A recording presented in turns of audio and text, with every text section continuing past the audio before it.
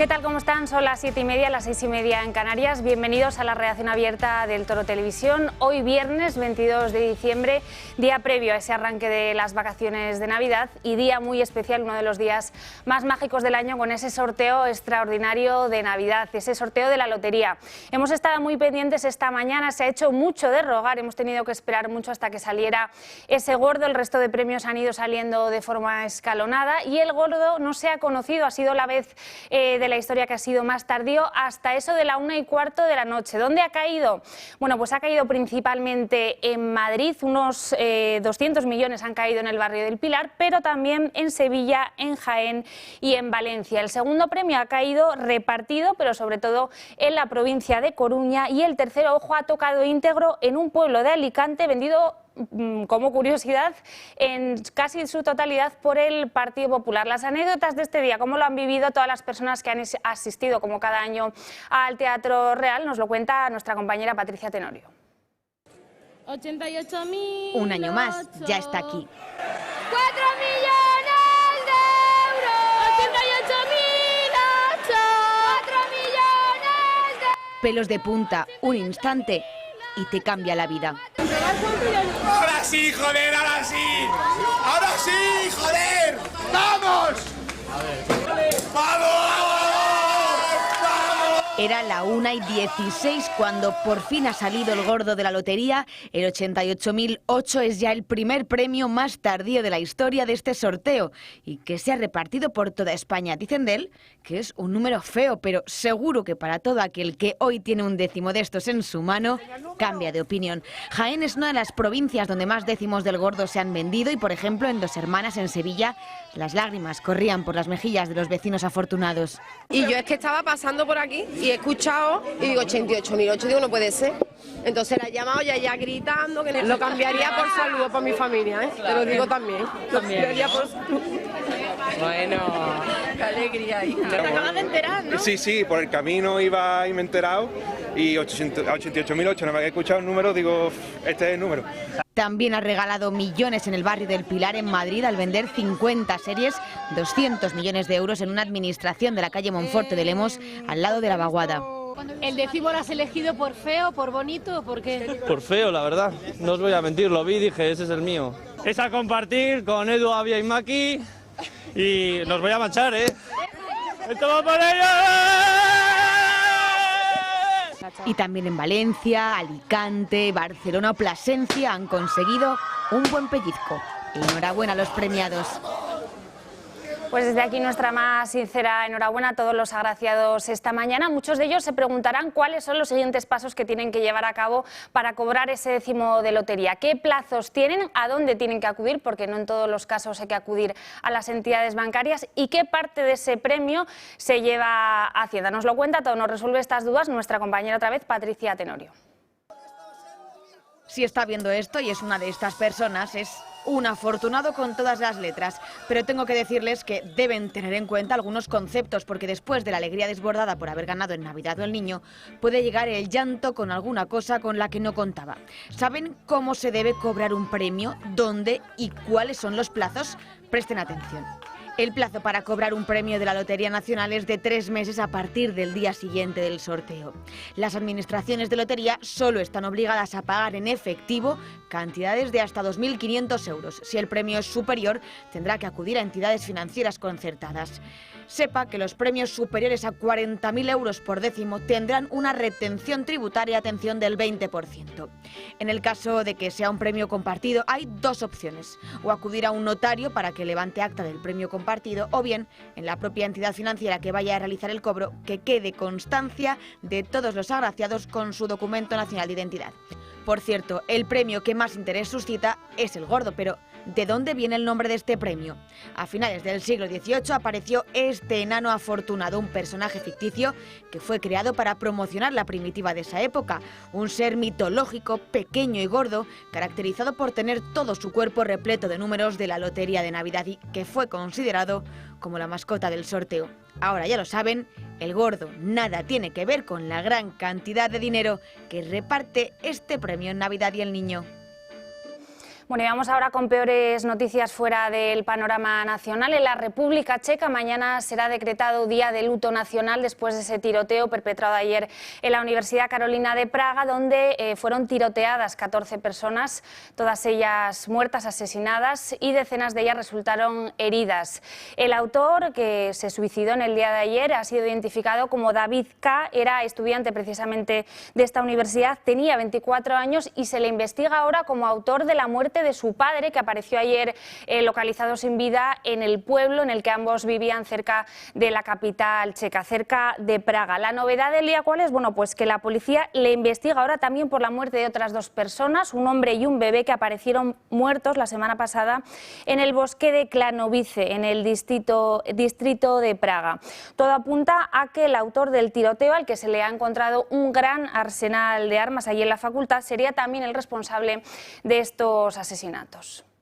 Bueno, y hoy dan comienzo las vacaciones de Navidad, un periodo habitual de grandes aglomeraciones y por tanto en el que la seguridad se tiene que ver reforzada. Además, en ese contexto de polarización en Europa después de ese comienzo de guerra en Gaza, se ha tenido que activar, se ha tenido que reforzar ese dispositivo antiterrorismo por los últimos ataques con vinculaciones yihadistas que hemos visto en Europa. Para contarnos exactamente cómo es ese dispositivo, un dispositivo de especial intensidad antiterrorista que se ha desplegado desde el pasado 18 de diciembre en nuestro país. Tenemos al otro lado de la pantalla, ya nos está escuchando, a Chema Gil, experto en seguridad, experto en terrorismo y en geopolítica. Muy buenas tardes, ¿cómo está?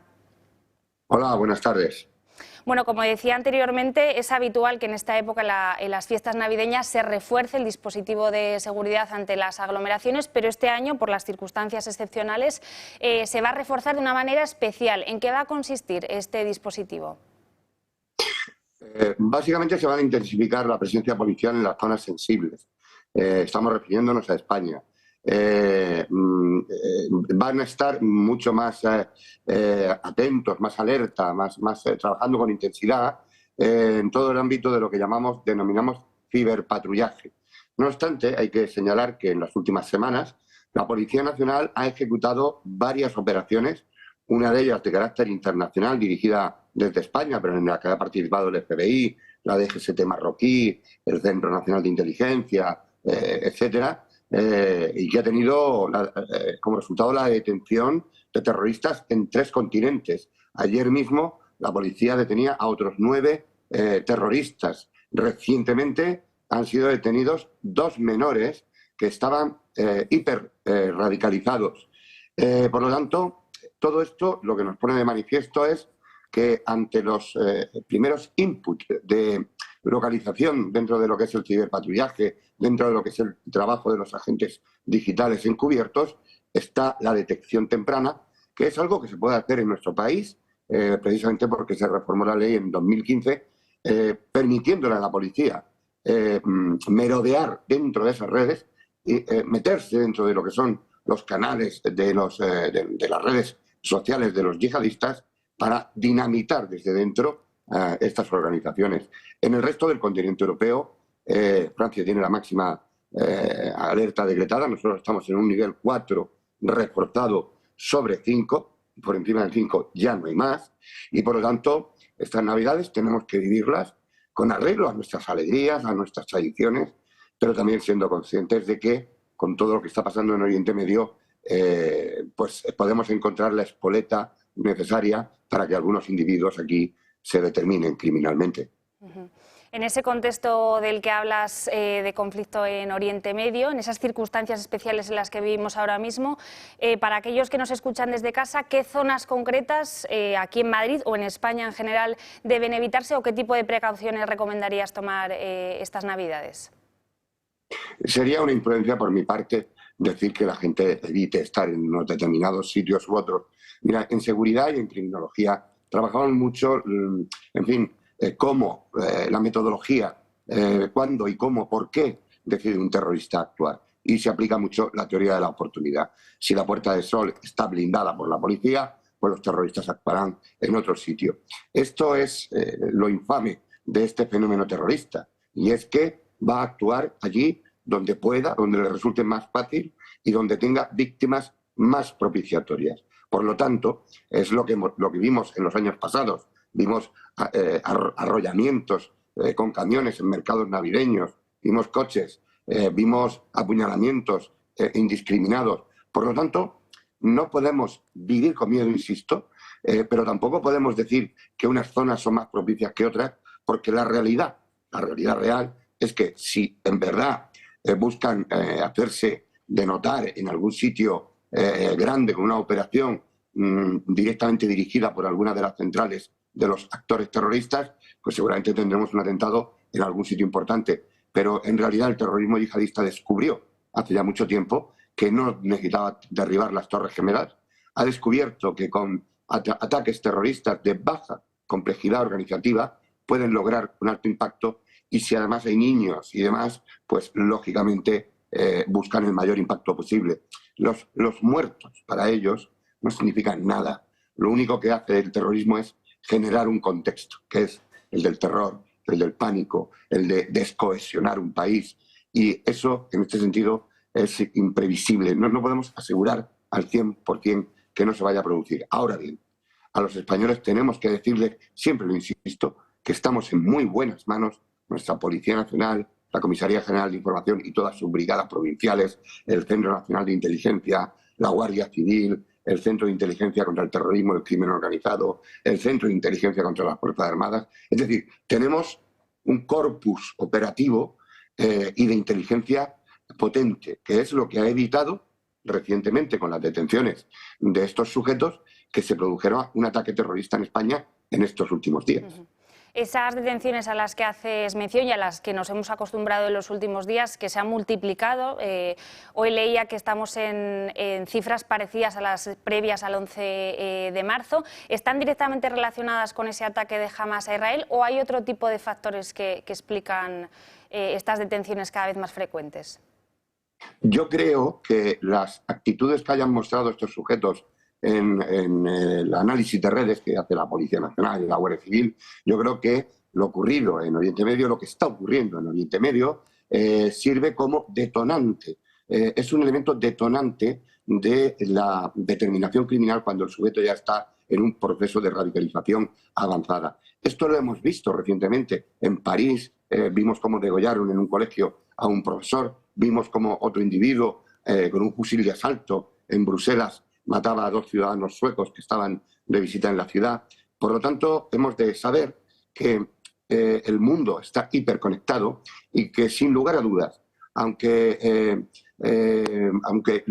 habitualmente o tradicionalmente han utilizado solo lo de Palestina como un recurso retórico, lo que sí hemos visto en los acontecimientos en Gaza, en Israel, con el ataque del 7 de octubre, es que Hamás ha incorporado metodologías del propio Estado Islámico, ha mostrado tácticas absolutamente desconocidas en el ámbito de Hamás y, por lo tanto, hemos de pensar, hemos de ver una cierta metamorfosis en esas metodologías que están deseando, o sea, cuando se ejecutan, lo que buscan es generar un contexto. El terrorismo es una fábrica de contextos y es esto lo que han intentado hacer y es lo que han logrado, generar un nuevo contexto en Oriente Medio y generar una mala suerte de disfunciones internacionales. Basta ver el sí y el no y el sí y el no que durante las últimas 48 horas el gobierno español ha manifestado en relación a participar en una misión conjunta en el Mar Rojo. Chema, en los últimos días varios medios nos hemos hecho eco de una amenaza de bomba en varios colegios internacionales españoles que ha obligado a algunos, incluso como veíamos en Zaragoza, a cerrar. ¿Puede ser que haya gente que se aproveche de esta situación excepcional para querer meter miedo o toda precaución es poca, teniendo en cuenta lo que estamos viendo en Europa? Desde luego, esto lo hemos conocido en el pasado. España conoce perfectamente todas las actividades, incluso más bochornosas, ¿no?, de la gente amenazando con bombas en los institutos y demás. Todo eso lo recordamos. Ahora bien, son colegios muy determinados los que han sido amenazados y estamos en un momento, en el nivel de alerta 4 reforzado, en el que no se puede dar nada por seguro. Yo no suspendería las actividades, desde luego evacuaría el centro, dejaría que la policía hiciera su trabajo con los perros, etcétera, los aparatos, los robots detectores y demás, pero sin lugar a dudas, estas amenazas, en este contexto, en Europa, con lo que hemos visto en Francia y demás, son amenazas que hay que tomar en consideración, por más que las haya podido hacer algún indeseable. Pues Chema Gil, muchísimas gracias. Tomamos nota de todos esos consejos y esperemos que tengamos unas Navidades más tranquilas de lo esperable. Muchísimas gracias y muy buenas tardes. Una cosa importante, que la gente sienta que está en buenas manos. Nuestra policía, Guardia Civil y CNI se ocupan de nuestra seguridad y invitarles a todos a que pasen una Navidad estupenda. Feliz Navidad a todos. Feliz Navidad, Chema. Muchísimas gracias. Pues nosotros vamos a hacer una pequeña pausa para publicidad, no se muevan y enseguida volvemos.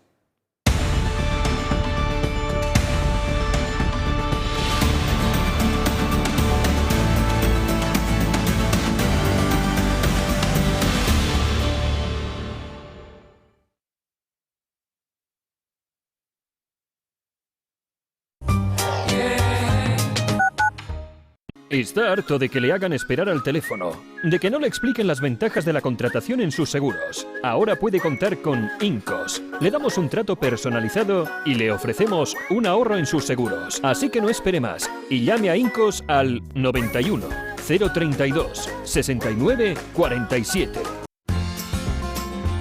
Cultivado en el regadío de Lodosa, Navarra, bajo la indicación geográfica protegida Espárrago de Navarra, este producto se ha convertido en la auténtica joya de la huerta de Conservas Perón. Seleccionan y clasifican los espárragos nada más haber sido recolectados. A continuación se pelan mediante maquinaria o a mano y se cortan por el tallo con el fin de igualar su tamaño. Se escaldan mediante inmersión en agua caliente y tras un enfriado rápido se clasifican los espárragos de las mismas características y se pasa al envasado.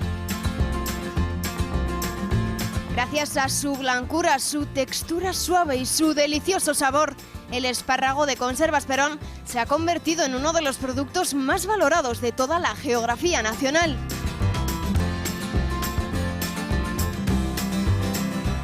Llame al 948 69 3401 o entre en su página web www.conservasperón.com. Conservas Perón, de la mata a la lata. ¿Quieres desconectar? Ven al restaurante El Torreón. Estamos en El Pardo, un espacio único en plena naturaleza. Disponemos de 7 amplias terrazas y salones para todo tipo de eventos. Degusta nuestros exquisitos platos acompañados de una selecta bodega de vinos. En El Torreón ya puedes organizar tu cena de Navidad o comida de empresa con menús a partir de 40 euros. Haz tu reserva, te esperamos.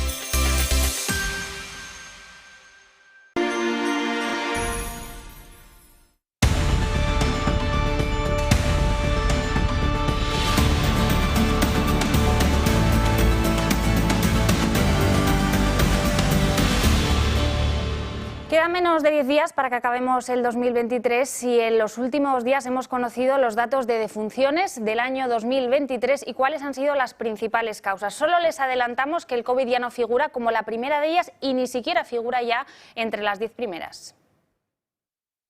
Si algo tenemos que tener claro es que nadie es inmortal y que en algún momento nos va a llegar nuestra hora.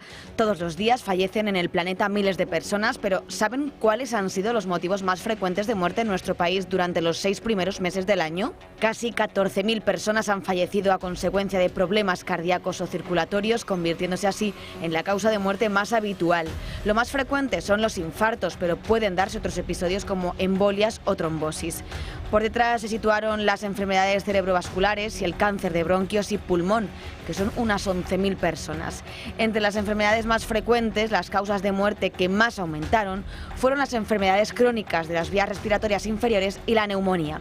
Por cierto, en el primer semestre de 2023 han fallecido por COVID 3.700 personas, cuando el mismo periodo del año pasado murieron más de 21.000, una caída de más del 80%. Por sexo, las enfermedades del corazón fueron la primera causa de muerte más frecuente entre los hombres, seguida del cáncer de bronquios y pulmón. Entre las mujeres, las causas fueron la demencia y las enfermedades cerebrovasculares. Por otro lado, el suicidio se mantuvo como la primera causa de muerte externa, con casi 2.000 muertes en estos 6 meses. Según el Instituto Nacional de Estadística, el 75,2% de ellos fueron hombres y el 24,8% mujeres. Por detrás se colocan las caídas accidentales, los ahogamientos y los accidentes de tráfico.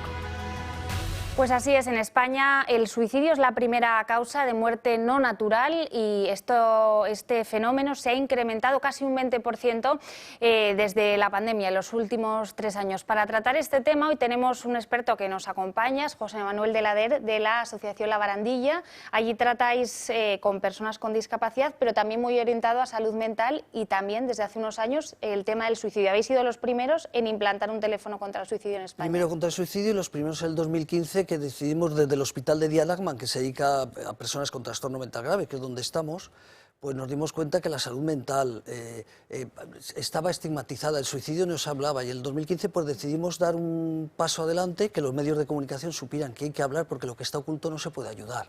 No porque nadie se habla, es como lo del SIDA hace 40 años o la violencia de género hace 30, ¿no? Entonces, si se habla, la gente pues se preocupará por esos 12 muertos que probablemente vaya a haber hoy, 12 suicidios. Entonces, ¿para qué deseamos para el 2024? Que el Estado cree un Plan Nacional de Prevención del Suicidio, que lo pedimos todos los profesionales, todas las entidades sociales que trabajamos en la prevención del suicidio y el duelo, pedimos un Plan Nacional de Prevención del Suicidio. Y el suicidio es algo que no vende. No hay presupuesto, un ministro no se va a hacer una foto. Bueno, se le hicieron cuando el 024 y desapareció casi el 024, que ya casi nadie sabe nada de él, ¿no? El 024 es el teléfono del Ministerio de Sanidad para temas de suicidio. A raíz de nuestro teléfono, del teléfono contra el suicidio, pues y las manifestaciones y las entidades sociales, el presidente de gobierno dijo, voy a crear un teléfono contra el suicidio. Lo dijo así de 3 cifras. La ministra en aquel momento pues decidió, Carolina Darias, oye, si lo ha dicho el presidente, vamos a crear un teléfono. Y la directora general de Sanidad dijo, pues si lo dice la otra, lo vamos a hacer. Sacaron un concurso, bueno, primero lo adjudicaron a dedo, sin ningún tipo de experiencia a la Cruz Roja, no llamaron al teléfono de la esperanza, no nos llamaron a nosotros, que somos los que llevábamos años trabajando, pero es un día que tenemos que ser positivos, ¿no? Pero bueno, eso es una realidad. Sabemos cómo evitar o cómo ayudar a que este año que viene, un día como hoy, 12 personas van a perder la vida, 12 familias van a estar durante muchos años sufriendo, y por eso tengo que felicitar a Intereconomía, que en un día como hoy, estos datos que acaban de salir, pues que le podamos dar visibilidad, porque es verdad que se puede solucionar, porque es muy grave. Y hay más suicidios que esos 4.227. Fíjate, en el año 2022, 4.227 personas con sus familias, de repente se les cayó una bomba encima. O sea, 4.000 Vamos un poco a las causas. Decíamos antes que ha aumentado un 17% el número de suicidios en España, un poco relacionado con la pandemia. ¿Por qué se han disparado los suicidios en los últimos 3 años? Bueno, sí, la pandemia ha hecho mucho, ¿no? Lo que pasa es que durante la pandemia se suicidaba menos la gente, lo veíamos nosotros con el teléfono contra el suicidio, ¿no? Porque estábamos en aquel momento trabajando, que el 024 nació después, 2 años después. Y claro, la gente está más protegida en casa. Si tú estás en casa te podrá llevar mal con tu mujer, con tus hijos, con tu marido, pero no estás solo, no te quedas solo en casa, que la mujer o el hombre se ha ido a trabajar, estás con tu depresión, estás con tu sufrimiento, estás con tu idea a ir dale que dale por lo que sea, ¿no? Por lo que sea. Incluso pensando en el suicidio. Entonces estabas protegido, la gente no salía con el coche, no se podían estampar contra una pared, no podías salir a la calle. Otro tipo de suicidios que podríamos hablar, que no es bueno hablar, pero distintas formas, que estábamos protegidos en casa. Pero la pandemia nos ha traído un problema económico grave que se está sufriendo, mucha desestabilización social, política, todo ha coincidido, ¿no?, en el tiempo, y la gente, pues hay mucha gente que no... O sea, es que hoy 12 personas, tenemos que pensar en eso, ¿no? O sea, qué triste, que no ven salida a la vida, y seguramente unos serán por desamor, otros serán por un problema económico, otros serán porque tienen un trastorno mental que nadie les ha sabido apoyar, una depresión o cualquier otro tipo de trastorno mental grave, y como no se hacen autopsias psicológicas, como es un país que no se hace nada, no sabemos por qué se suicida la gente. Hombre, si se ha tirado... Han aumentado los suicidios de ahogamientos, las muertes por ahogamiento, por precipitaciones accidentales, más incluso que el suicidio. ¿Qué pasa? La gente es más tonta, se cae más que antes. O sea, pero como no han puesto un papel que digan me suicido, pues ahí queda, ¿no? Entonces pedimos que realmente, creo que en un día como este, que tendremos que hablar de fiesta, ¿no? Pero de verdad, gracias por poder hablar. Y que la gente se conciencie que hay gente que lo está pasando muy mal y que van a pasar muy mal esta Nochebuena y esta Nochevieja. Pero dicho eso, tendremos que beber cava el que pueda o agua con gas y disfrutar de las fiestas, ¿no? A pesar de este dolor. Es un momento para tener alegría. Hablábamos de las causas, la reacción, el tratamiento, la prevención. ¿Hay recursos sanitarios suficientes? Ya me decías antes que no. No. Y esas largas listas de espera que se generaron precisamente por la pandemia también pueden haber ayudado a que mucha gente pues, no haya tenido a quien acudir a una respuesta rápida. Claro, de repente esa situación de los niños, ¿no? De ver que los padres les cambiaban la vida, se encerraban, no tenían amigos. Los padres que estaban en casa, si eran restaurantes, el país de los restaurantes, de las cafeterías, de los bares, cerrados, no sabían. Bueno, pues todo eso ha traído una situación en general con más problemas de depresión, de ansiedad, trastornos mentales también, pero con menos medios. O sea, el otro día, y no es una crítica al presidente de gobierno, que nadie me interprete que estemos en Intereconomía. Dijo el presidente de gobierno que iba a solucionar esto el día y que iba a tomar posesión, que iba a meter más psiquiatras en la sanidad y más psicólogos, pero si no hay en España. Si es que se retiran más psiquiatras que entran, y los que entran ganan una pasta en otros países, como también las enfermeras, como otras, no tenemos psicólogos, no tenemos psiquiatras, es un tema bastante delicado, pero ¿por qué? Porque no hay dinero. Si hubiera dinero, habría fotos, habría inaugurar centros de prevención del suicidio. Las asociaciones hacemos lo que podemos sin medios, pero sí que hay prevención. O sea, si la gente le ayuda, le das una mano, le dices que existe el 024, te gastas dinero en publicidad, que no están haciendo nada, con lo cual no llama a la gente, ¿no? Entonces, si se les enseña en los colegios, si se les enseña también que se están haciendo cosas también, ¿eh? Hay una realidad, se van a los colegios profesionales, se están metiendo psicólogos. Cuando al principio he dicho que no se hacía nada, tengo que rectificar, porque es el ímpetu que te entra, ¿no? De que lo estoy demostrando, ¿no? Que se hace muy poquito. Pero se está haciendo, pero muy poco, porque no hay presupuesto. Entonces, el suicidio infantil, que hacías ahora alusión a los colegios, que es la realidad más triste de todas, también se ha visto incrementado. Se han aumentado, pero afortunadamente ahora se vuelve también un poquito para atrás, porque digo que en los colegios se está trabajando. O sea, no es a grandes números han aumentado, pero sin embargo con los niños, porque se ha tomado conciencia, es que los niños, claro, es que antes no se suicidaban 7, pero es que en el 2021 fueron 21. Si no recuerdo mal. Entonces, claro, se ha asustado la gente, afortunadamente, pero vamos a asustar a esa gente mayor de 60 años que han perdido trabajo, de 50, no ven salida a la vida y se suicidan, que son 1000 personas en España. O vamos a hablar de esas personas de más de 65 años, que son otras 1200 personas las que se suicidan en España. Vamos a ver qué pasa con los mayores, ¿no? Hay muchas cosas que hacer. Insisto, que es un día para hablar de felicidad, pero hablando de esto igual concienciamos a alguien y dice, vamos a preocuparnos por la gente que sufre, ¿no? Pues vamos a hablar de cosas positivas. ¿Cuáles son las medidas, ustedes que tratan con personas que tienen ideas suicidas, cuáles son las medidas que resultan más eficaces a la hora? ¿Qué demanda más este tipo de personas? ¿Acompañamiento, escucha, prevención?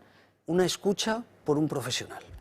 Si no tenemos un profesional, cualquiera que una persona con depresión, que tiene una ideación suicida, o alguien que ha perdido a la novia o al novio y está desesperado, le demos la mano y un abrazo de 8 segundos, ¿no? Para que vea que hay cariño, aunque no lo rechace, hombre, si lo rechaza, ¿no? Pero que vean que hay cariño. Hablar es importante, pero a partir de ahí, si tú te rompes una pierna, podemos decir lo que quieras, ¿no?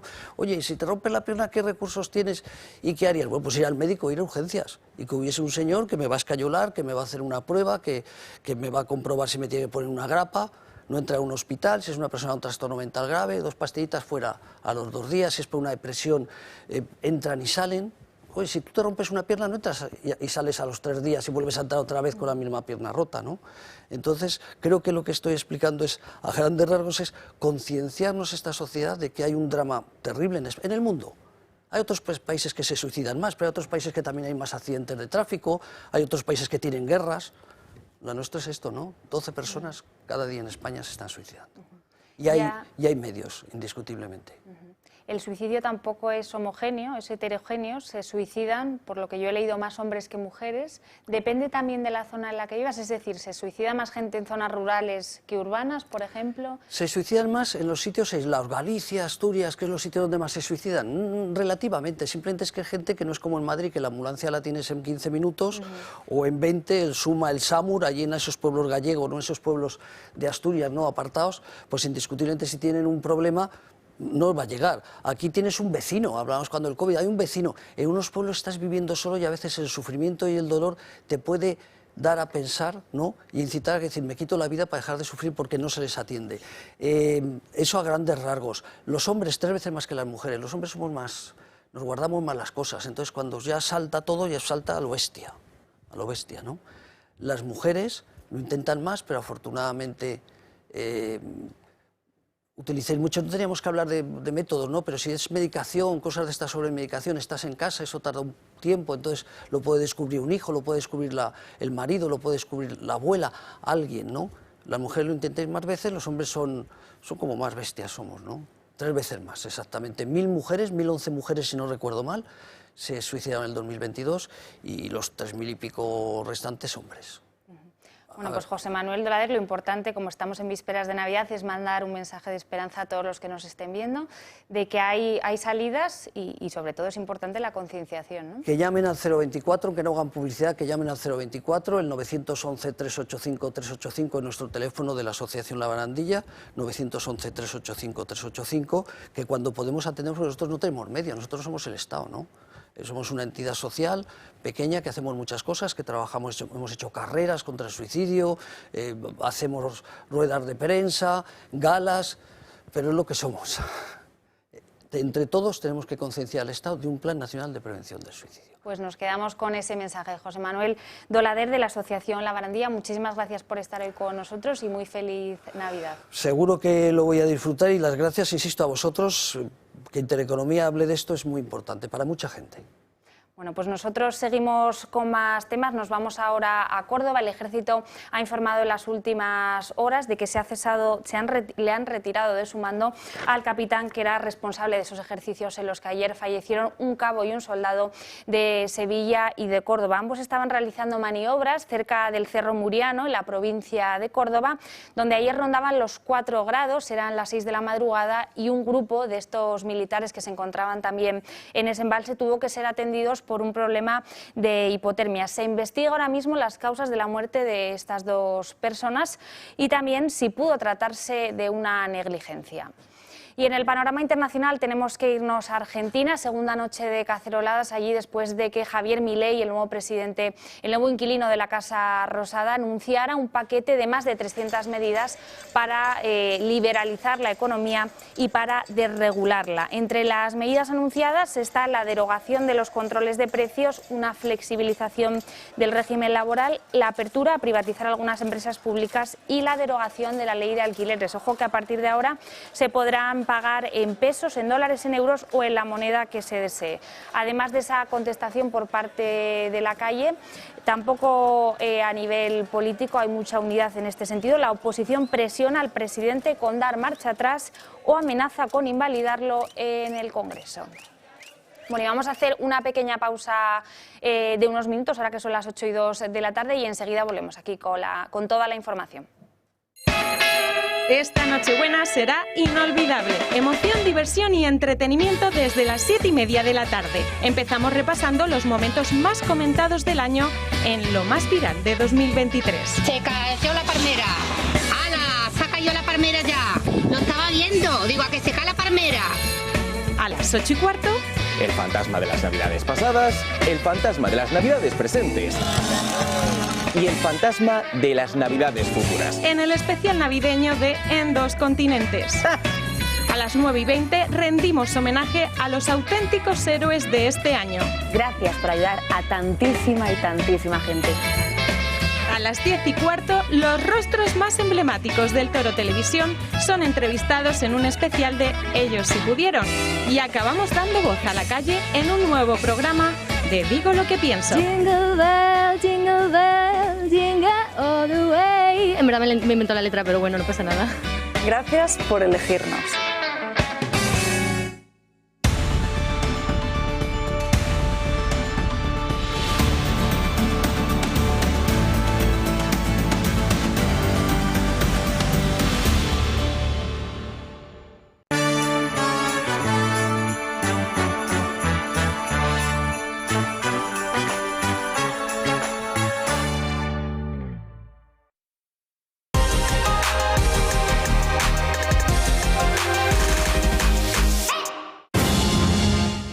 Si tienes entre 14 y 30 años, este mensaje es para ti. Del 5 al 7 de julio de 2024, en Covadonga, se va a celebrar la primera jornada eucarística mariana juvenil, una experiencia de Cristo vivo que puede transformar tu vida. Frente a la falta de sentido que quiere robarte la esperanza, levantad vuestros corazones. El renacimiento espiritual que deseabas está comenzando y pasa por la Eucaristía. Obtén más información en jmj.org. Es una recomendación del Toro Televisión. En la mezcla podemos generar un sonido que capte la atención del mundo entero.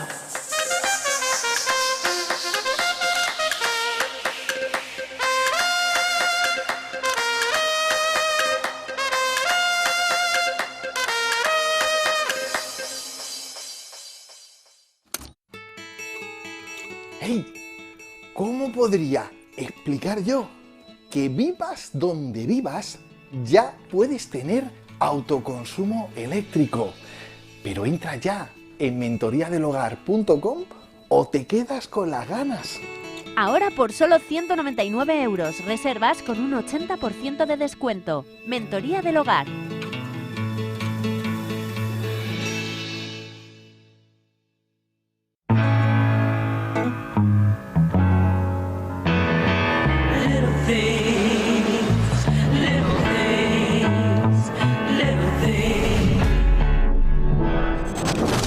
It's the little things that mean an awful lot.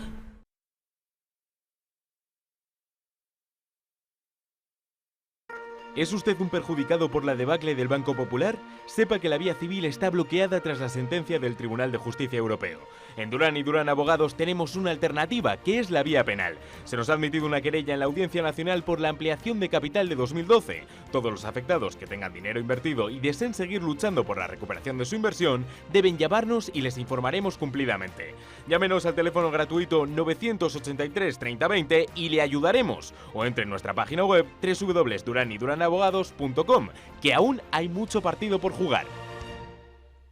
Desde 1958, la marisquería Rafa en Madrid se ha caracterizado por la primera calidad de sus productos, entre los que puede encontrar guisos, carnes de primera calidad, pescados y los mejores mariscos de nuestras costas. Todo elaborado a base de recetas tradicionales. Podrá disfrutar de sus deliciosos platos en la barra, en su preciosa terraza o en alguno de sus salones privados. Le esperamos en Rafa, calle Narváez 68. No se pierda los sabores de la buena cocina. Esta Nochebuena será inolvidable. Emoción, diversión y entretenimiento desde las 7:30 de la tarde. Empezamos repasando los momentos más comentados del año en lo más viral de 2023. Se cayó la palmera. ¡Hala! Se ha caído la palmera ya. Lo estaba viendo. Digo, a que se cae la palmera. A las 8:15. El fantasma de las navidades pasadas, el fantasma de las navidades presentes y el fantasma de las navidades futuras. En el especial navideño de En dos continentes. A las 9:20 rendimos homenaje a los auténticos héroes de este año. Gracias por ayudar a tantísima y tantísima gente. A las 10:15, los rostros más emblemáticos del Toro Televisión son entrevistados en un especial de Ellos si pudieron.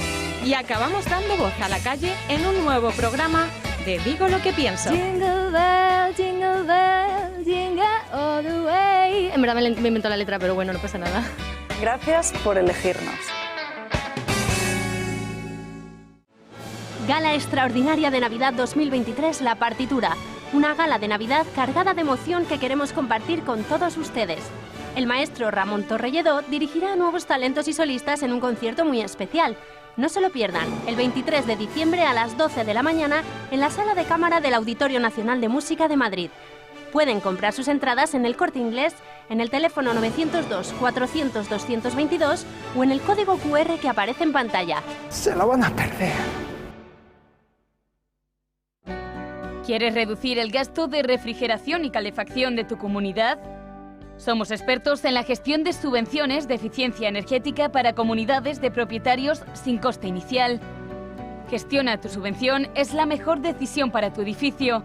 Llama ya al 911 45 47 77 y en Gestiona tu subvención te daremos un trato personalizado.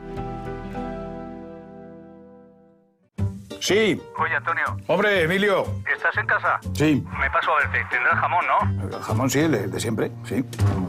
José, ¿me lo envuelves? Hombre, Emilio Gutiérrez Zaba. Venga, no me va a decir el chaval. ¿Se refiere a mí? ¿Qué haces aquí? Por si cortabas el jamón. Perdonad, ¿me puedo hacer una foto? Sí, claro. Sí.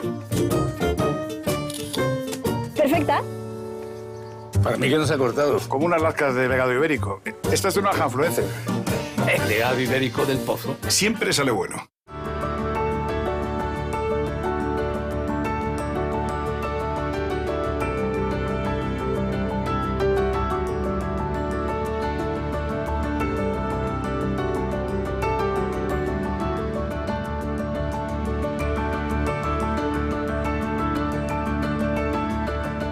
Si enseña su carnet de socio del Club de Amigos, tendrá un 10% de descuento en el total de su factura.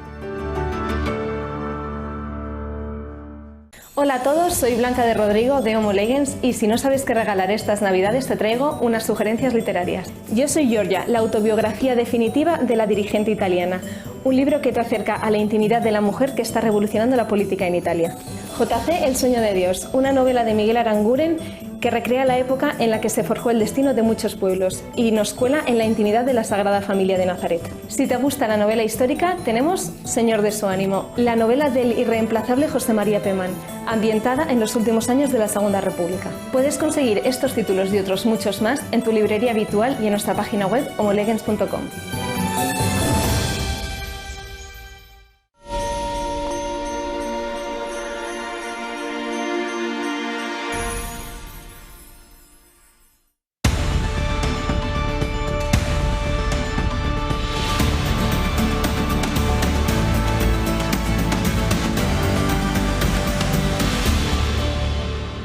Ocho y 11 de la tarde tengo que contarles una mala noticia y es que el Club de Amigos del Toro Televisión finaliza su programación de este año. Claro, como no podía ser de otra manera. La buena noticia es que lo hace por todo lo alto con el concierto extraordinario de Navidad que va a tener lugar este sábado, el sábado 23 de diciembre en el Auditorio Nacional de la mano, como no podía ser de otra manera, del gran director de orquesta Ramón Torrelledó.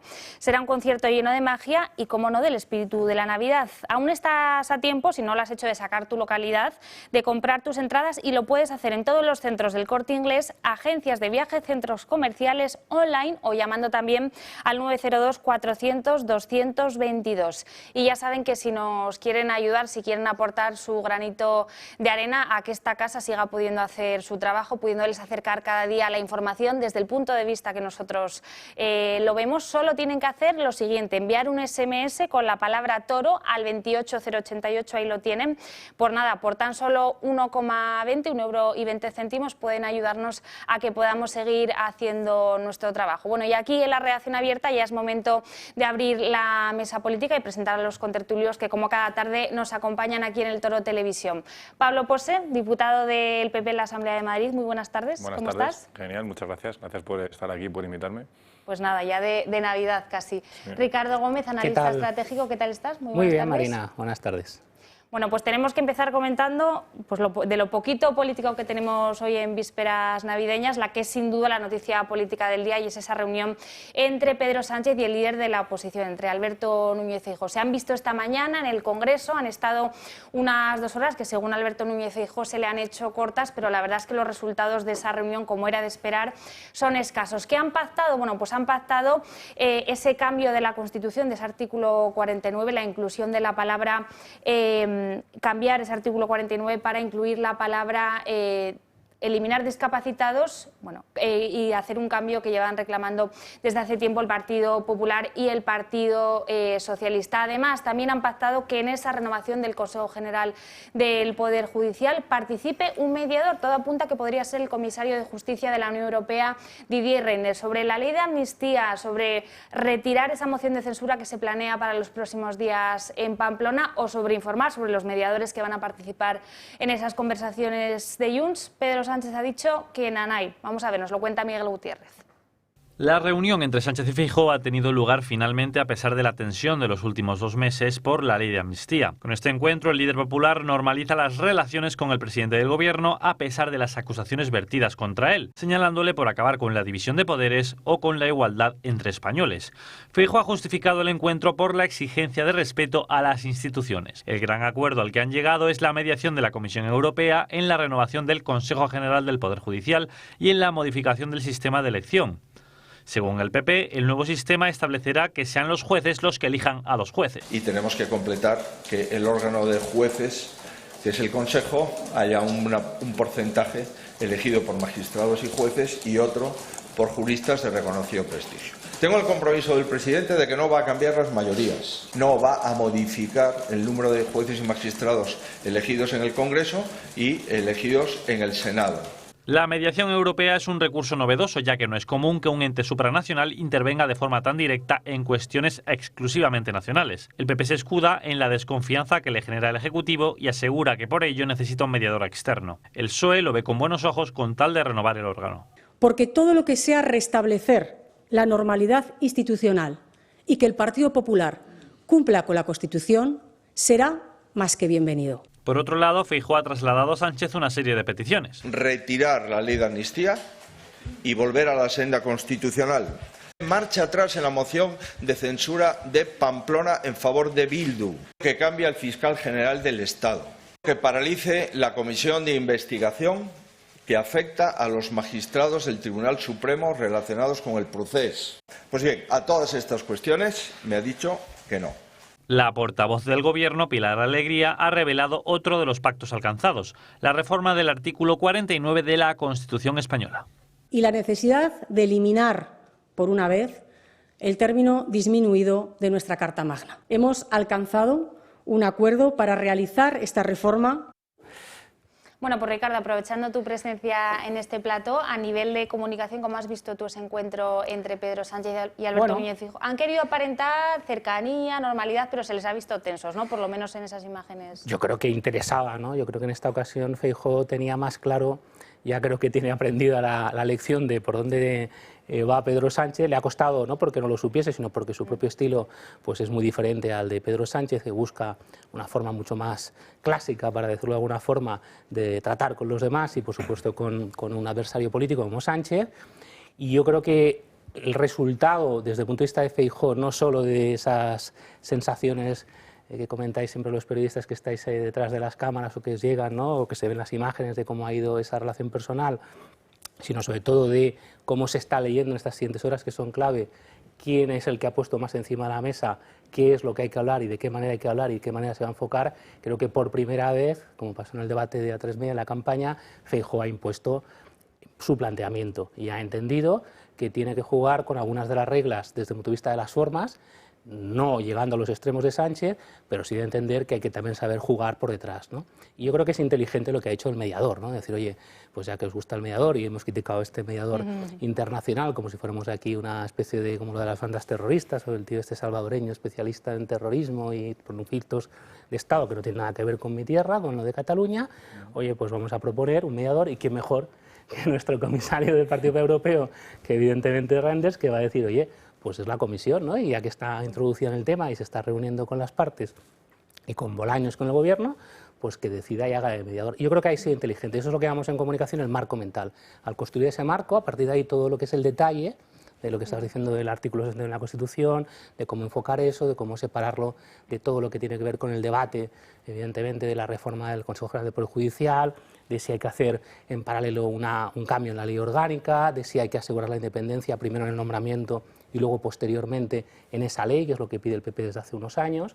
Claramente eso se entiende en ese marco. Entonces yo creo que le ha salido, insisto, por primera vez de las reuniones que hemos visto últimamente con Sánchez, en esta ocasión yo creo que de momento Feijóo lleva la delantera. Vamos a ver qué pasa después, pero yo creo que ahí, y también, y acabo con esto, creo, Marina, que los golpes que está recibiendo el gobierno con Europa, con la Unión Europea, con Bruselas, con la Comisión, lo hemos visto también en Cataluña ahora con la misión, ¿no?, de los eurodiputados que han estado viendo el tema de la inmersión lingüística, le van a hacer poco a poco, y lo veremos el año que viene, que estamos ya a una semana casi vista del 24, le van a ir a hacer plegando velas a Sánchez, porque tú te puedes poner chulo con el PP, te puedes poner chulo con Vox, te puedes poner chulo con no sé quién, con tu partido, por supuesto, que todos te valen en agua, pero con Israel ya veremos lo que pasa en el futuro, y con la Comisión Europea, lo de Manfred Weber del otro día en el Parlamento, cuidado, que eso tiene consecuencias serias y ahí hay poderes que son más fuertes que tú. Pablo, no sé si desde el Partido Popular tú crees que Feijóo está satisfecho con esas dos pequeñas cositas que se han pactado hoy en la reunión, o él tenía esperanzas de alcanzar más pactos en materia de la renovación del Consejo General del Poder Judicial, por ejemplo. O sea, yo creo que satisfecho no, porque sabemos que Sánchez no va nunca a dar su brazo a torcer en materia que vaya a mejorar el Estado de Derecho en nuestro país y la separación de poderes. Eso partimos de esa base, pero aún así hay que intentar, hay que insistir y hacer esas propuestas, y yo creo que es muy bueno tomar esa iniciativa, hacer una serie de propuestas, ponerle frente al espejo, decir, ¿por qué no quieres aprobar cosas que son muy razonables? Yo creo que ha sido muy inteligente vinculando la renovación del Consejo General del Poder Judicial a la renovación de la Ley Orgánica de Poder Judicial. Eso es una jugada muy inteligente, además viene marcada también con el posicionamiento desde la Unión Europea de esto tiene que ser así. Y también no nos olvidemos de cuál es el historial hasta que hemos llegado a esta situación, porque en España no había separación de poderes con el régimen de Franco. Por fin con la Constitución se instituye el Consejo General del Poder Judicial y se separan los poderes del Ejecutivo y del Judicial, y es el propio Partido Socialista en el que el 85 renueva esa ley para decir que sean los políticos quienes nombren a los jueces, y lleva desde entonces. Entonces, yo creo que esa vinculación, ese intentar marcar el paso forzado al PSOE para que vuelva a la normalidad, a esa separación de poderes, que es lo único que nos queda. Yo siempre lo digo, aquí estamos viendo cómo intentan pervertir el Estado de Derecho, cómo intentan pervertir la separación de poderes, cómo intentan cargarse todo la soberanía nacional y la unidad de España, y lo único que nos queda es tener un poder judicial verdaderamente independiente que pueda ponerle freno a este gobierno. Yo creo que hemos visto, y lo hemos visto, Pablo, en el gobierno, y lo decía de mi tierra de Cataluña, lo vimos hace 6 años, y lo hemos visto hasta el 19, la sentencia del Supremo, es decir, que es el otro tema que está aquí imbricado, que no es solo lo que le gusta al PSOE, que estoy de acuerdo, y los, digamos, las intromisiones, ¿no?, importantes que ya está haciendo este gobierno, mucho más de lo que hicieron los anteriores, todos, también los del PP, en la justicia, por esa ley, efectivamente, del 85 de Felipe González, de la época de Felipe González, pero lo vimos en Cataluña, es decir, el Estado se mantuvo desde el punto de vista del poder a través del judicial, y una parte de lo que hizo el gobierno, especialmente la parte de actuación policial, manteniendo la unidad de España, gracias, y la figura del rey, el discurso del rey, al final, gracias a esa capacidad que tenían los jueces, empezando también por el Superior de Justicia de Cataluña, que fue quien lideró el tema, básicamente, y también el Constitucional, de tener su independencia, y de saber que tenía un respaldo detrás, que era el del gobierno y de lo que mueve el gobierno, que básicamente, de nuevo, son las fuerzas de seguridad del Estado, para poderlos defender, que es ese amparo que ahora están pidiendo. Pero el problema es que ahora tenemos un gobierno que va contra los jueces. Es que ya no es cambiar la ley, que es lo que pedís vosotros hace un tiempo, tal. No, es la manera en que se ejecuta y se lleva a cabo lo que te permite esa ley, e incluso forzarla y cambiarla, como se está haciendo la Constitución, por la puerta de atrás. Entonces hay una parte de la vida política en los países, y en España, por supuesto, que no es solo la ley, sino que son las formas, ¿no?, la manera que tú tienes de gestionar el marco que te da la regulación, la legislación, y eso es lo que está haciendo este gobierno, que está rompiendo absolutamente las costuras, exactamente igual que habían hecho hace unos años sus socios parlamentarios y algunos otros más, digamos, más chungos, como diríamos ahora, ¿no?, que son los gente del mundo de Bildu, de una manera mucho más bestia desde casi los años 70 o 60, ¿no?, depende de cómo lo miremos. Por tanto, lo que está haciendo el PSOE y Sánchez es, lo sabemos, ¿no?, es el sanchichavismo, esto, ¿no?, que es podemizarse, bildunizarse, junterizarse, esquerrenizarse, por tanto dejando absolutamente las esencias de lo que había sido el PSOE. En esto también, especialmente en esto. Y yo creo que eso es una de las cosas, que es lo que decía Marina antes, en los que Bruselas va a entrar. Bruselas no va a entrar, ya no entró, ¿no?, en el tema de la sedición, la rebelión, no sé qué, porque hay legislaciones diferentes. Bruselas no va a entrar en... Bueno, el tema de los fondos está entrando y vamos a ver qué pasa con eso, eso es otra, ¿no? Bruselas al final, que entra en el dinero, en asegurar la parte del Estado de Derecho en la Unión, que es un elemento clave de seguridad jurídica en muchos ámbitos, y por supuesto en las esencias del Estado de Derecho, que es la separación de poderes que dices tú, y va a entrar en los temas de corrupción, porque de nuevo son elementos clave para seguir favoreciendo una unidad de mercado, una unidad de los diferentes estados en los que hay una seguridad jurídica, económica, donde se puede invertir, donde no se piense que la gente que está invirtiendo el dinero se está yendo por otro lado a los políticos. Entonces yo creo que todo eso en el 24 va a colapsarle a Pedro Sánchez, y en resumen le va a provocar eso, ¿no?, el que va a tener que enfrentarse a poderes que están por encima de él. Entonces me parece bien, digamos, lo que decía antes, ¿no?, tirar ese cable hacia Reinders, lo que ha hecho Feijóo, porque creo que esa es una vía que, a pesar de lo que están diciendo todos los altavoces del gobierno y los ministros y Pedro Sánchez, les está haciendo daño y les va a hacer daño.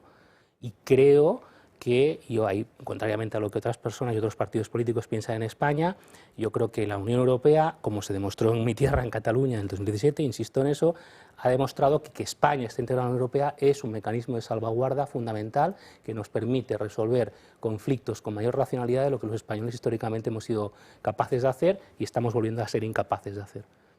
Desgraciadamente es así, no necesitamos la Unión Europea en el 78, pero sí necesitamos una cierta ayuda exterior, pero ahora desde el 86 estamos en la Unión Europea y nos permite tener a otros socios y a otras mentalidades del centro, del sur y el norte de Europa que son mucho más racionales en esto y que nos funcionan como mecanismos de equilibrio, y vienen unos señores desde arriba, hombres de negro económicos, pero hombres de negro en el ámbito jurídico del Estado de Derecho, que dicen, señores, esto no puede seguir por aquí. Y entonces ustedes, como insisto, lo de la inmersión de la Generalitat en Cataluña y no cumplir la sentencia, ¿no? Es decir, la racionalidad, ¿no? Llego allí, veo los colegios, veo que en casi ninguno se educa, excepto la propia asignatura de castellano, en castellano ninguna asignatura, en colegios públicos, veo la actitud de la Generalitat, donde los echan casi o les impiden reunirse con los directores de colegio, y te aparece allí un alto cargo político de la consejería, la propia consellera de Esquerra, Anna Simó, yo la conocí hace muchos años en Cataluña, muy talibana ella, y que te dicen, pues aquí no hay respeto a la libertad de las personas.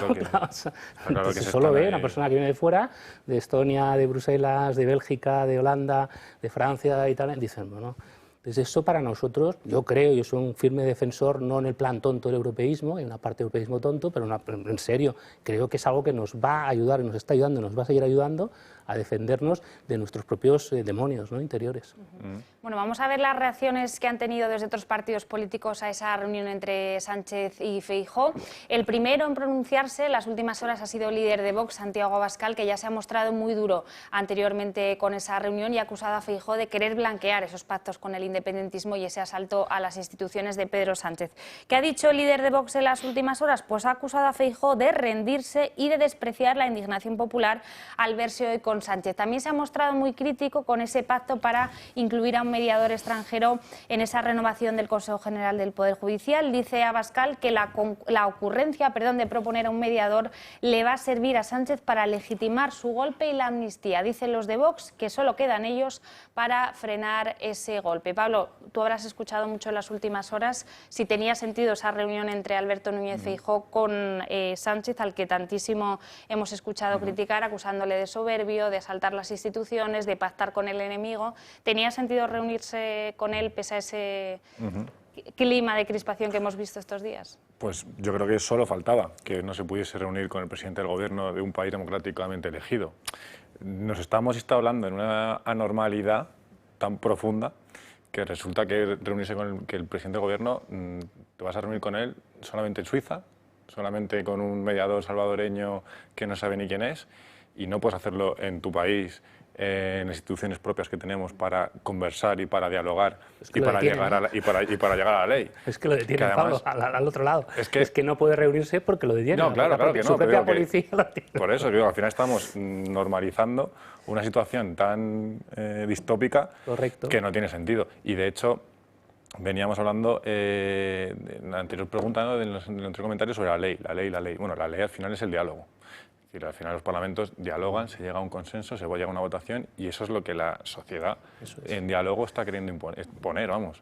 Entonces, en ese sentido, ir a Pedro Sánchez a hacer unas propuestas legislativas, de leyes, de reformas que hay que hacer y que no hay que hacer, y cómo hay que abordar los temas preocupantes que están lastrando el Estado de Derecho en España de una forma razonable, y yo creo que blindando que las cosas se hagan bien con esa reforma que decíamos de la Ley Orgánica del Poder Judicial, es hacer las cosas bien, y es como se tienen que hacer en una sociedad como España. Yo lo que no entiendo es cómo no se consigue, es una pregunta que me hago muchas veces desde hace ya, ¿cuánto llevamos con la historia esta del CGPJ? De la renovación, 2 años, ¿no? O 5, desde Pablo Casado. ¿Cómo el Partido Popular no consigue imponer en el relato de la comunicación, en la narrativa, el que es una opción mucho mejor y mucho más democrática el que los jueces elijan mayoritariamente a sus propios representantes y a su propio poder?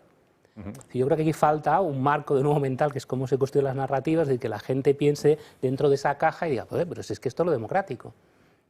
y no dejarlo dentro de la batalla de la historia de cómo me salgo de no renovar el CGPJ, que es donde el PSOE ha metido al Partido Popular desde la época de Pablo Casado y que sigue con Feijóo con eso.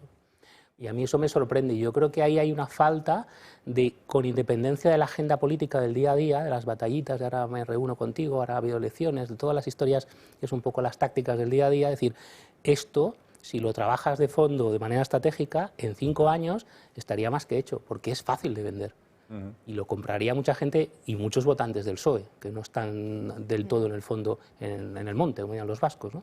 Entonces, yo creo que eso al Partido Popular no le ayuda, porque le impide poner encima de la mesa que este planteamiento es el que es más progresista, más democrático, más positivo para los ciudadanos y para el país, por tanto, y a mí eso me sorprende. Es decir, y que yo creo que pasa también por decir, cuando la gente del Partido Socialista le echa en cara a la gente del PP esto, de, pues que ustedes tal, es decir, pues sí, nosotros estuvimos de acuerdo con esto, igual que ustedes, lo cambiaron ustedes en el 85, efectivamente, y hemos trabajado en este modelo y nos hemos equivocado. Aceptar la equivocación te permite que ya en ningún momento más te vuelvan a hablar de eso. Nos equivocamos, teníamos que haberlo planteado antes, pero mire, nunca es tarde si la dicha es buena. En cambio, ustedes se siguen negando a ello. Porque ¿quién está aquí frenando las cosas? Claro. Y ese es el cambio de la narrativa. Tú necesitas aceptar ante los ciudadanos, y no pasa nada, que te equivocaste en el pasado, que no era lo correcto o no era lo que había que hacer, pero que antes mejor hacerlo ahora que no nunca. Es que yo creo que en ese estatus al que se había llegado no se imaginaba la situación que se ha dado ahora, que es políticos diciendo que hay lawfare, que hay que ir contra los jueces, que tienen que ir a comisiones de investigación, o sea, hacer un ataque directo del Poder Ejecutivo contra el Poder Judicial y sin ningún tipo de freno. Ahí tenemos a Bolaños, ministro de los 3 poderes a la vez, y diciendo hace poco, hace unas declaraciones la semana pasada, diciendo que los jueces no tienen que ser elegidos por los jueces. Lo hizo abiertamente sin ningún tipo de problema. Entonces, yo creo que no estábamos en cierta medida... Lo hemos visto yo sigo pensando, los catalanes sabéis que tenemos una tendencia a decir, cosa que ha sido, creo, cierta a lo largo del siglo XX, que Cataluña ha marcado tendencia en positivo en la mayoría de cosas, en la economía, en el talento, en tal. Y en esto, desde hace años, desgraciadamente, marcamos también tendencia, yo no río con otros catalanes aquí en Madrid, pero desgraciadamente desde hace años marcamos tendencia en negativo. Y este es otro ejemplo. Pero sí lo vimos en el 17. De hecho, quienes están, lo veis en Nogueras, es decir, mirar Nogueras no es más que el reflejo de lo que cuando miramos con un pequeño microscopio desde el conjunto de España, desde Madrid, que es un poco el altavoz para toda España, los acontecimientos del 17, todo esto ya estuvo encima de la mesa. Es que no olvidéis que, esto lo he dicho alguna vez con Xavi en algunas tertulias de este otoño, que es que la propuesta que se hizo para la República Catalana, que aprueba en septiembre el Parlamento de Cataluña en el año 17, incluye que el Consejo General del Poder Judicial, el Poder Judicial catalán, una posible hipotética independencia que se produciría, según ellos, de Cataluña, iba a ser elegido directamente por el Gobierno de la Generalitat. Sí, sí. O sea, es que la superrepública independentista democrática, donde todo el mundo iba a comer helados y tal, además incluía que directamente el Poder Judicial sería elegido por el Poder Ejecutivo, al 100%. O sea, leerlos. Y ahí ya vimos, cuando ya se producen las detenciones y se produce todo el juicio del Supremo hasta el 19, ¿no? La sentencia y tal, y todo el juicio que es el 18-19, ya vimos los ataques brutales. E insisto, es que Sánchez no está haciendo más que seguir el camino de sus socios. Esa es la deriva. Entonces, por tanto, todo lo que veáis que hizo Junts y Esquerra desde ahora el 23 hacia atrás, aquello que no haya hecho Sánchez, apuntarlo porque seguro que lo va a hacer también. Es decir, no va a dejar ningún elemento de desmontaje de lo que significó y así sigue significando el independentismo catalán con el conjunto del andamiaje, ¿no? Del Estado español, de España, que Sánchez no va a dejar, porque indefectiblemente Marina necesita ese apoyo, porque si no, no sería presidente del gobierno, por lo tanto tiene que darle casi todo. Y ahora se negará al referéndum no vinculante y el otro le va a decir que no. Y habrá referéndum no vinculante. Veréis cómo van a buscar la alternativa legal a eso. Quería hablaros, ayer se produjo esa reunión entre Pedro Sánchez y Pere Aragonés y para aparcar, para dejar en un segundo plano en el referéndum, Pedro Sánchez ofreció una nueva lista de cesiones a Pere Aragonés. Entre ellas está la de desarrollar una hacienda catalana, una especie de concierto económico vasco, pero en Cataluña, que ha causado mucho enfado y mucho malestar, más bien preocupación entre los inspectores de Hacienda. ¿Por qué? Porque creen que el lo que derivaría esto es en la desaparición de la agencia tributaria española allí en Cataluña y, por tanto, se traduciría en un deterioro del sistema tributario y un retroceso importante en la lucha contra el fraude fiscal. No sé si entre esas cesiones de las que hablabas crees que esto lo vamos a acabar viendo en los próximos meses. Sí, bueno, eso no lo ha planteado solo el PSOE, ¿eh? El Partido Popular algo dijo en su momento. Y mucha otra gente. Es decir, es una cosa que se lleva discutiendo desde la época de la UCD de Suárez. Suárez le ofreció a Pujol un concierto en Cataluña y fue Pujol, en el inicio de la transición, inicio de la democracia, que dijo que no. ¿Por qué dijo que no? Porque la forma de construir el nacionalismo catalán, que es como lo que viste desde CiU desde los años 80 hasta los 2000, fue a través de la reivindicación. Si tú no tenías la llave del dinero, podías reivindicar, como siguen reivindicando, cercanías y tal, que no me estás tú, Madrid, Estado, España, poniendo el dinero y resolviendo los problemas de infraestructuras, de inversiones, etc. Esa era la forma de generar eso, Marina. Entonces, es CiU y es Pujol quien se niega al nacionalismo catalán a aceptar un concierto en la transición que se les ofreció. Porque al final el concierto no es más que el reflejo de la España antigua. Si miráis la historia del siglo XIX de las guerras carlistas, el concierto es uno de los elementos que se pone en solfa como resultado de las guerras carlistas, que no son más que la confrontación entre la creación de un país, una España más unificada, una nación, a partir de la invasión napoleónica y la guerra de independencia, de verdad, de ciudadanos libres e iguales, y por tanto de la búsqueda de mecanismos de igualdad de oportunidades para todos, y de considerar a todos los españoles con independencia donde viviesen, que son iguales.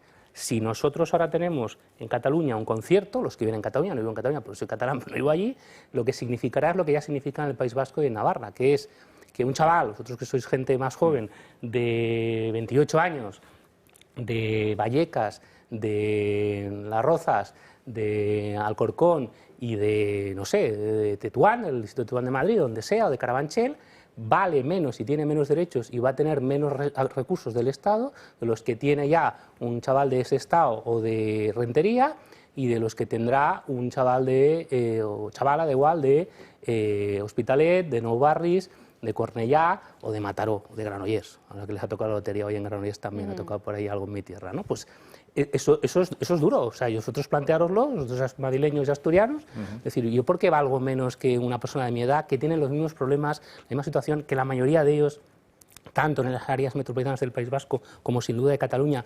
Son familias del resto de España, de orígenes castellanos, andaluces, extremeños, asturianos, gallegos, que hay muchos todavía en Cataluña de origen gallego. ¿Por qué? ¿Por qué yo tengo que tener menos recursos? Es decir, ¿por qué gente que fue a construir, como muchas de las familias de los que somos catalanes hoy en día, que son familias en 70-80% o directamente o mezcladas del resto de España, que fueron allá trabajando durante el siglo XX, este dinero, hay una parte de lo que sigue produciendo desde el punto de vista económico de Cataluña que no tiene que seguir yendo a reequilibrar otras regiones de España?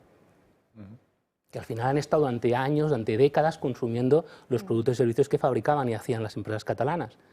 De propiedad, muchas veces de familias, en este caso sí, 100% tradicionalmente catalanas. A mí eso siempre me pareció, vivo 20 años en Madrid, me pareció en Barcelona hasta que me vine aquí, que tenía 29 años, o sea que son muchos años ya de mi vida allí también, que era una desigualdad y en el fondo una injusticia, era un egoísmo, y es lo que es, porque es un planteamiento de decir, entonces es que lo que hay detrás de eso es negar la unidad de España. O sea, las carlistas, los vascos tradicionalistas, el fuero era, y el concierto es un resultado del fuero, es decir, nosotros no somos parte de este Estado, somos una cosa que está aparte, que tenemos unos servicios generales, que eso es lo que el cupo, el concierto, que me van a pagar, que es la defensa, poca policía, las embajadas, ¿no? Una especie de empresa llamada Estado Español que me presta unos servicios. Yo le pago la diferencia, es un tema muy técnico, ha ido evolucionando del cálculo del cupo y ya está. Pero en el fondo lo que va a significar, esto es como lo del FLA, es que un montón de miles de millones de euros van a ir directamente, van a dejar de estar trabajando en mejorar infraestructuras que siguen siendo infraestructuras y otro tipo de servicios sociales que son positivos para el conjunto español, también para los catalanes y también para Europa. Porque mejorar la infraestructura del corredor mediterráneo es muy importante, no solo para Cataluña, también para Valencia, Murcia, Almería, etcétera, pero es muy importante también el corredor atlántico para Extremadura, para Castilla-La Mancha, para la propia Valencia, pero hay un corredor que juntará los dos corredores, que es la interconexión del Atlántico y del Mediterráneo por Castilla-La Mancha y la Comunidad Valenciana. Es decir, que tener recursos para que un Estado haga a todas las personas, que todas las personas con independencia de donde vivan y de donde vengan puedan hacer crecer su vida es muy importante. Y esto es el cupo, ¿no? Esto es lo que están proponiendo. Están proponiendo que os quiten dinero, nos quiten también aquí, a todos los demás, para que tengan más a algunas personas que en el fondo son los dirigentes políticos del nacionalismo, que ya no son ni los ciudadanos de ahí tampoco, en muchos casos, para poder seguir haciendo las políticas que buscan que Cataluña sea independiente, porque además ese dinero les dicen que van a ir a muchas infraestructuras, pero hemos visto que muchas cosas lo que van es a embajadas, 20.000 chiringos que hay, 200... Claro, propaganda. Pablo, ayer decía Per Aragonés a Pedro Sánchez, defendía su voluntad de que llegara ese referéndum y decía, bueno, la amnistía también era difícil y al final la conseguimos, ¿no? No sé si como Per Aragonés tú crees que vamos a ver en esta legislatura ese referéndum vinculante, no vinculante o como sea allí en Cataluña. Sin ninguna duda, seguro. Yo lo veo clarísimo. Además, el plan es sota caballo rey, amnistía, referéndum, a ver qué sale de ese referéndum y luego referéndum de monarquía, que es a por lo que en última instancia van. Porque yo creo que Pedro Sánchez tiene muy claro que él quiere acabar con el régimen, con el sistema de monarquía parlamentaria y pasar a una república.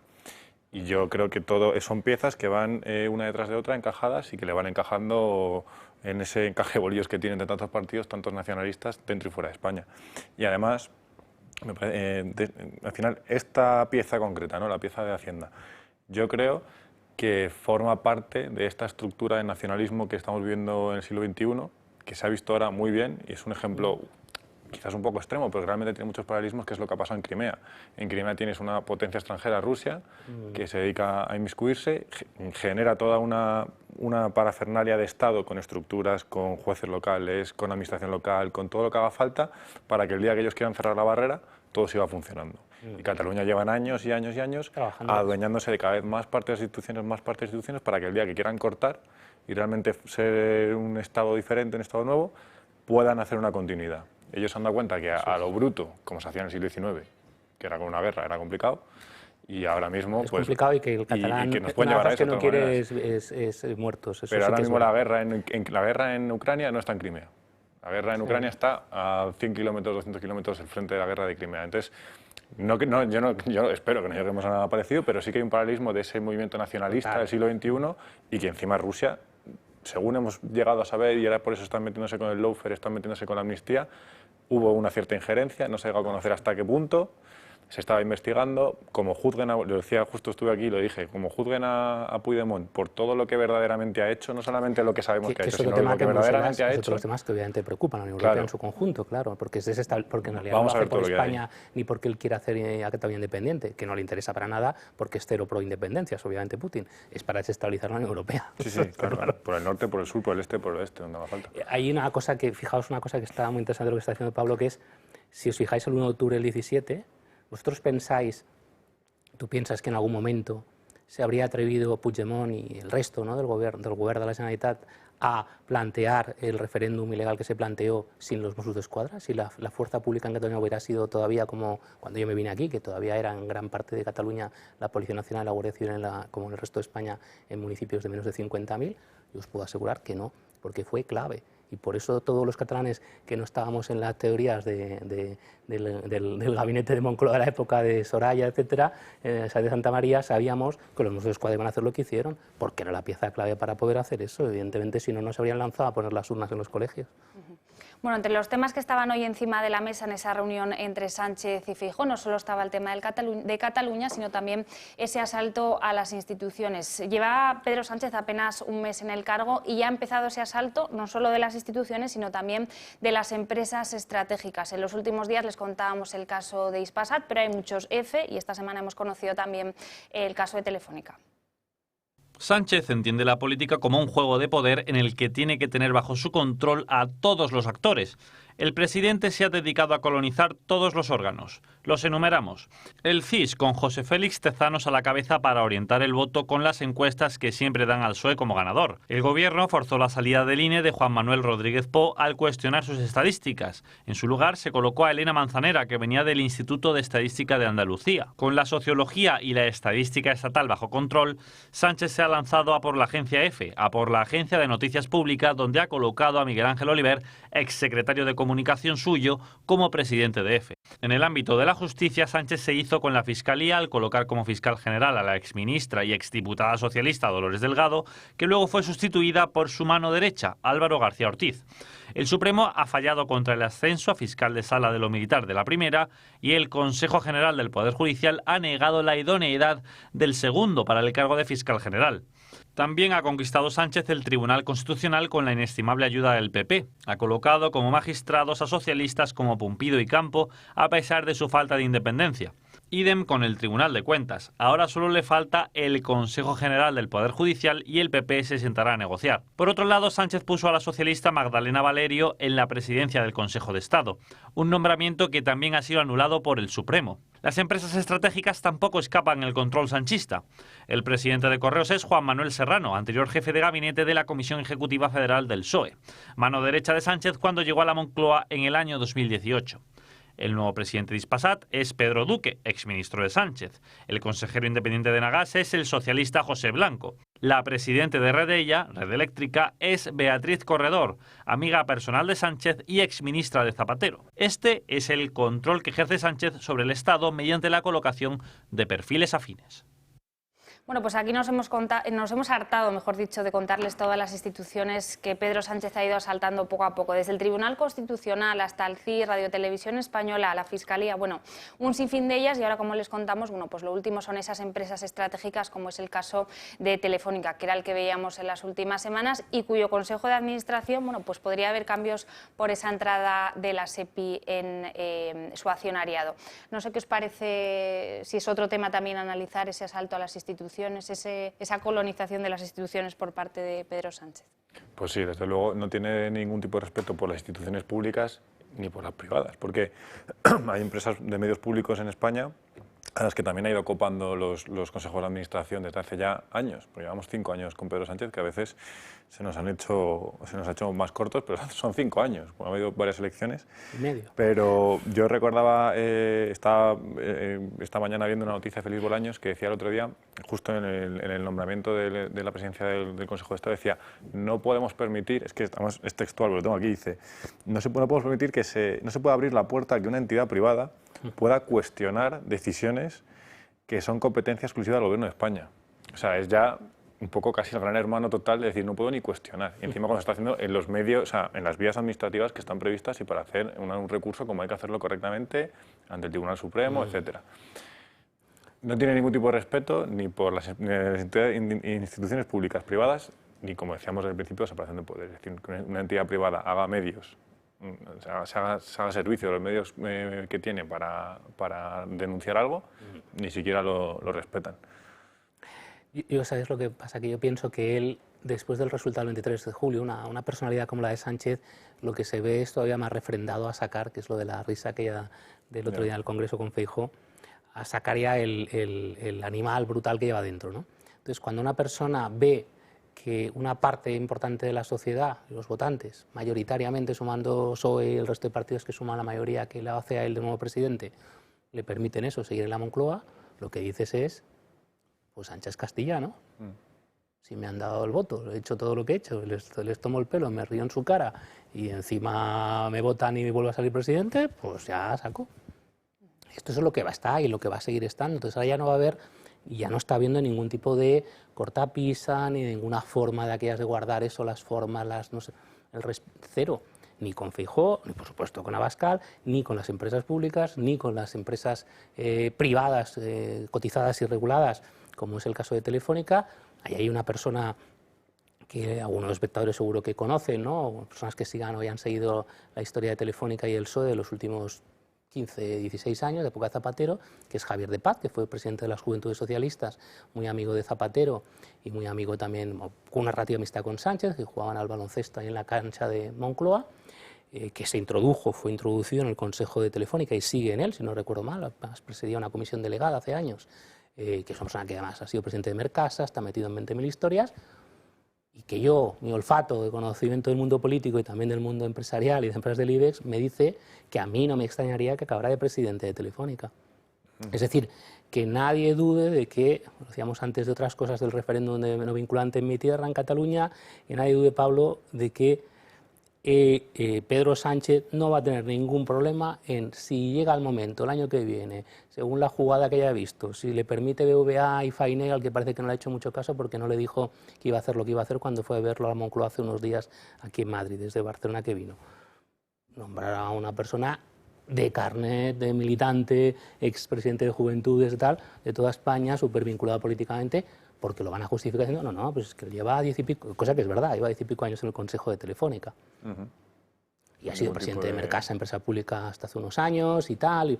O sea que no tengáis ninguna duda. O sea, no sé si será Javier, pero que va, y yo si fuese Payete, nos tendría todas conmigo. Para nada, para nada. Porque, insisto, es evidente que con la entrada de STC el gobierno tenía otros mecanismos para hacer lo que yo sí estoy de acuerdo que tenía que hacer. Yo no soy intervencionista, pero creo que el Estado tiene que intervenir en algunos momentos porque hay intereses que están por encima de... Y yo creo que hay una acción de oro, hay unos mecanismos que sigue teniendo el gobierno y el Estado para poder hacer valer eso.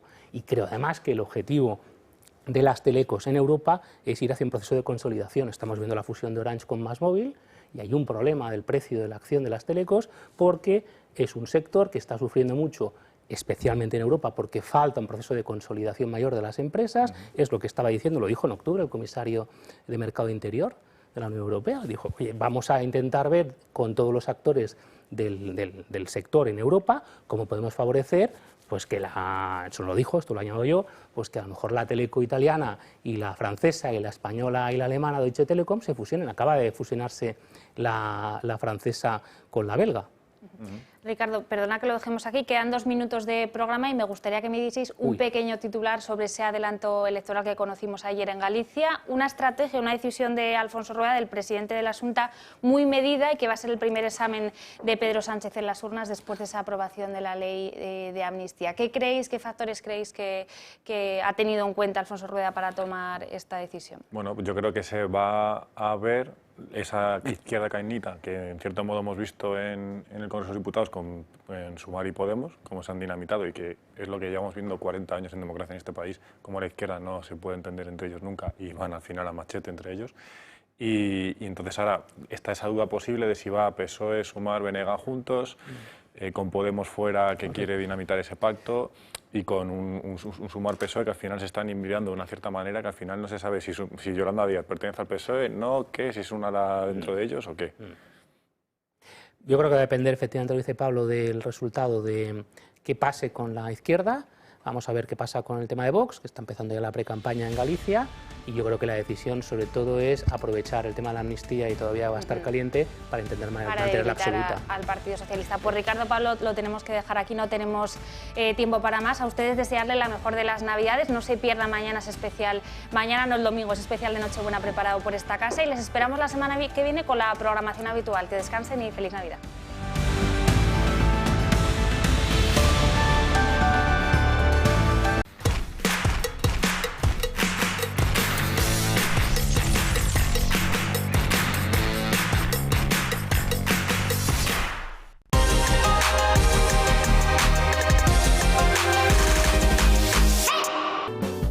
Hoy, en Recomendaciones del Toro, les hablamos de Olivos Montemayor, leña de olivo a domicilio a toda España en sacas paletizadas. Haga su compra en la web www.olivosmontemayor.com y recíbalo en 72 horas en su domicilio.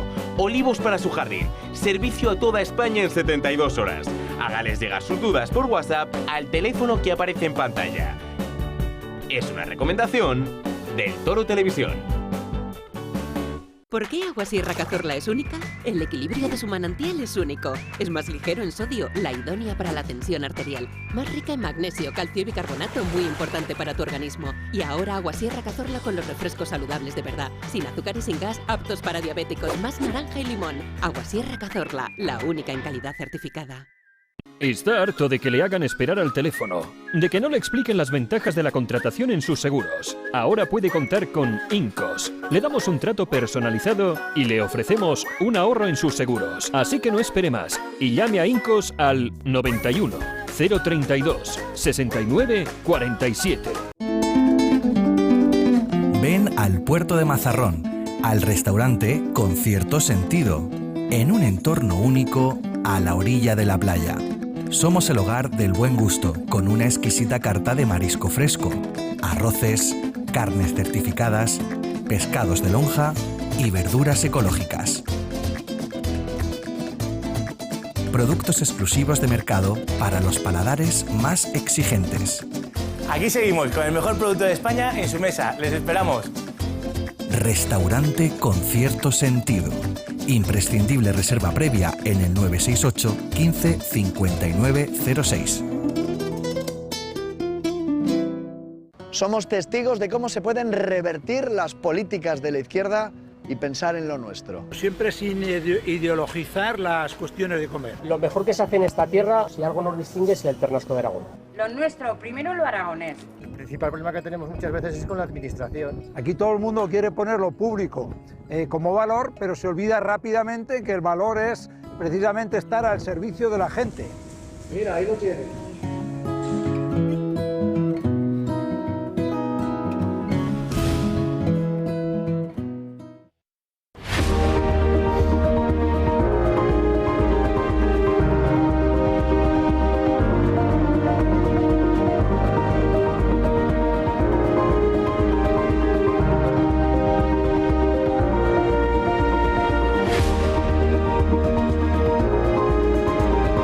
Si enseña su carnet de socio del Club de Amigos, tendrá un 10% de descuento en el total de su factura.